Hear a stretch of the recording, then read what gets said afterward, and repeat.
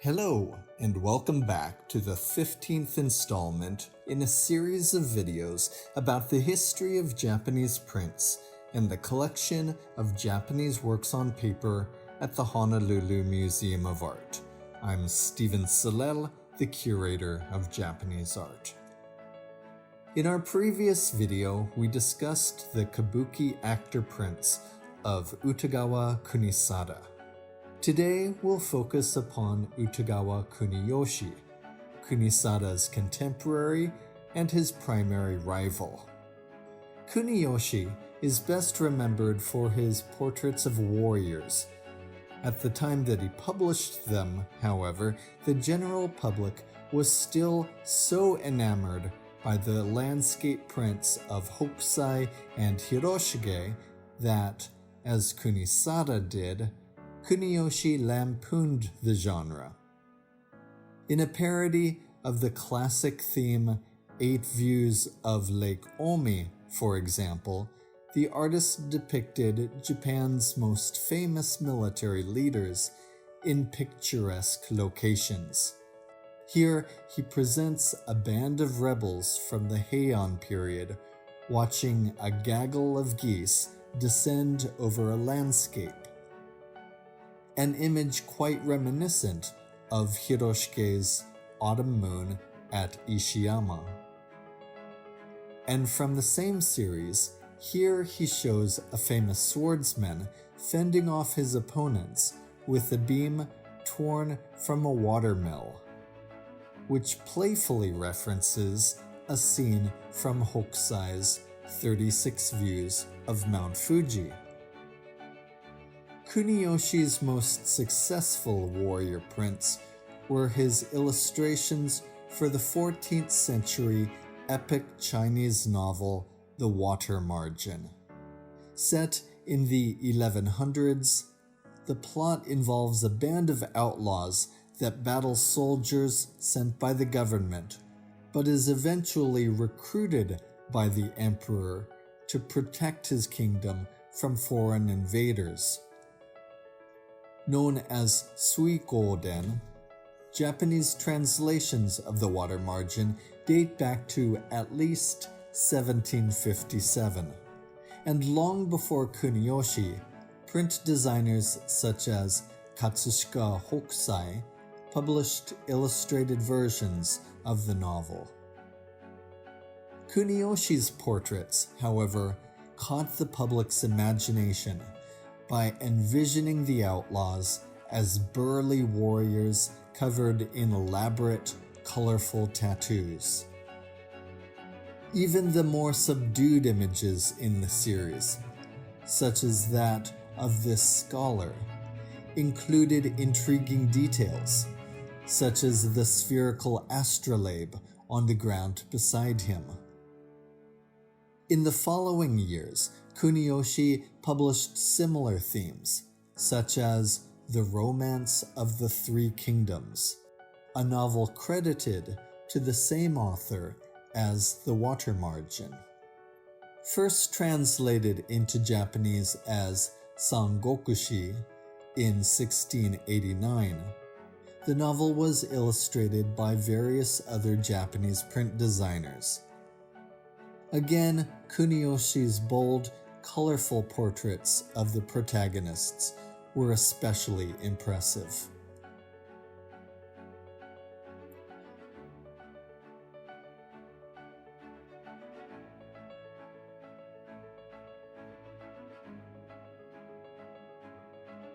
Like his rival Kunisada, Kuniyoshi also produced illustrations for kabuki theater performances, but he focused mostly on tales of war and revenge, including The Treasury of Loyal Retainers.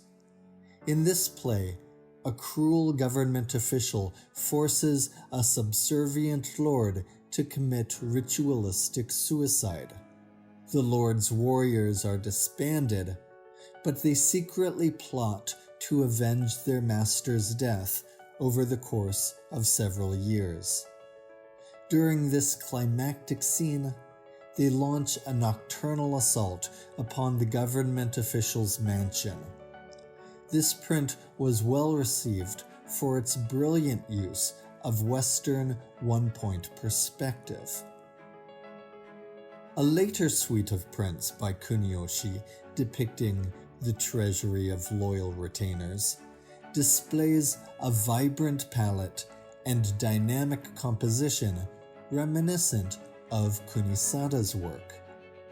In the right panel of this triptych appears a fiendish thief about to murder a helpless farmer. Originally intended by the playwrights as a minor character, this villain exuded such a deliciously sinister aura that he quickly became a favorite among kabuki fans, and accordingly a frequent subject of theater prints. Other kabuki-related stories about samurai that Kuniyoshi illustrated include Tale of the Heike,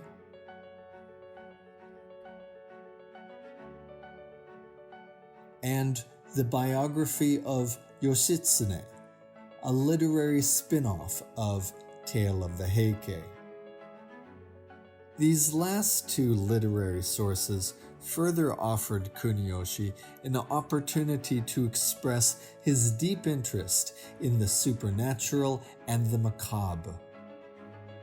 In a few of the prints, the ghosts of soldiers who died at sea during the Genpei War arise from their watery graves to take revenge upon their foes.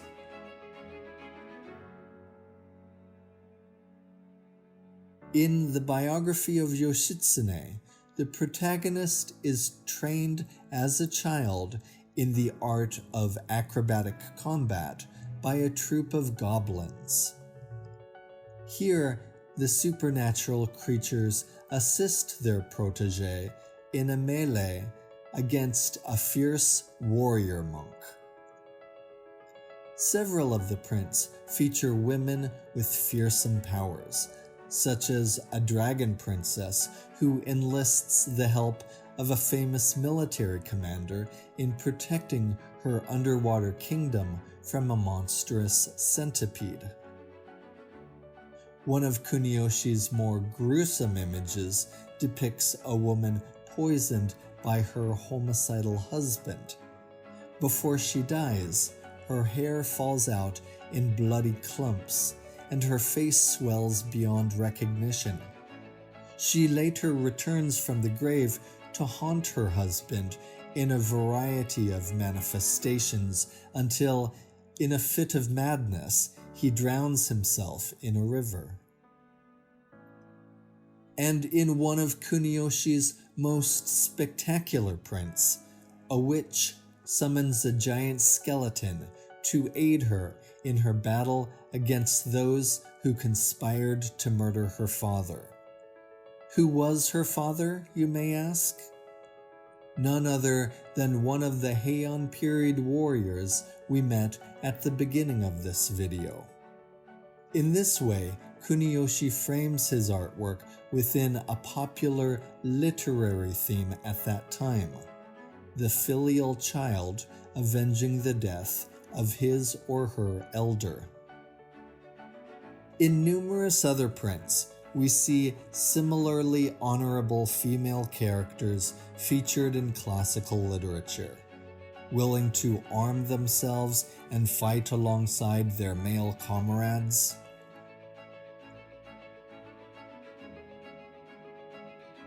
Or to sacrifice themselves and protect their children in perilous situations.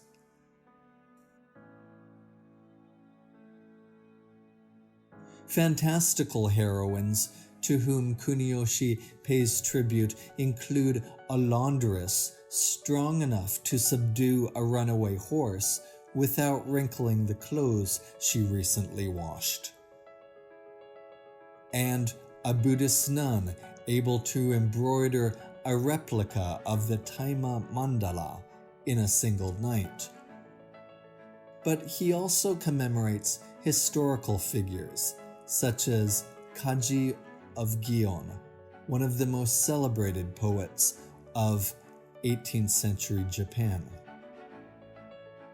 Kuniyoshi frequently portrayed pearl divers, working in punishing conditions including freezing temperatures and tempestuous surf.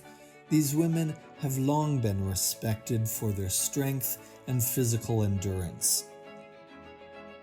One particularly famous pearl diver in Kuniyoshi's prints is a character from the legendary Tale of Tamatori. After marrying the Tang Dynasty emperor, the daughter of a Japanese statesman sent a crystal ball back to Japan as a Buddhist offering. The ship that carried the treasure capsized, and the crystal fell into the possession of the Dragon King. At the Japanese government's request, a pearl diver swam down to the Dragon King's underwater palace and stole the crystal back. She quickly realized that she was unable to escape from the dragon and its minions, however, so she cut open her abdomen and concealed the crystal inside herself before the dragon captured, interrogated, and killed her. Japanese officials later recovered her body, and the crystal was retrieved. Given the frequency with which Kuniyoshi discussed the virtues of female characters, it may not be surprising to know that he had several female students. One, named Utagawa Yoshitama, is known to have published a book of sketches in the style of Hokusai manga. She also produced some single-sheet prints. Yoshitama also collaborated with several other designers, including Kuniyoshi's male student Yoshimune I, Utagawa Kunisada, and Kuniyoshi himself. Two of Kuniyoshi's other students were his own daughters. His elder daughter, Utagawa Yoshitorijo, enjoyed a degree of success similar to that of Yoshitama. She assisted her father by producing inset images for a few of his print series.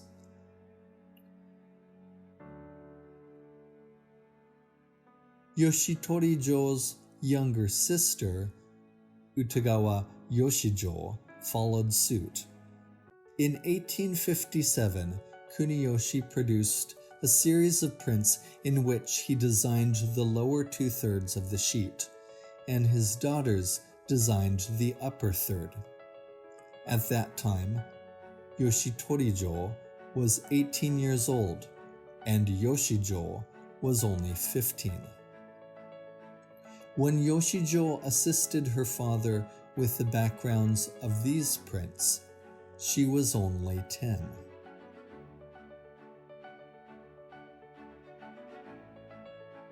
Eventually, each of the daughters worked independently. Yoshitorijo illustrated this novel, and Yoshijo went on to publish single-sheet prints, including a series of spectacular triptychs.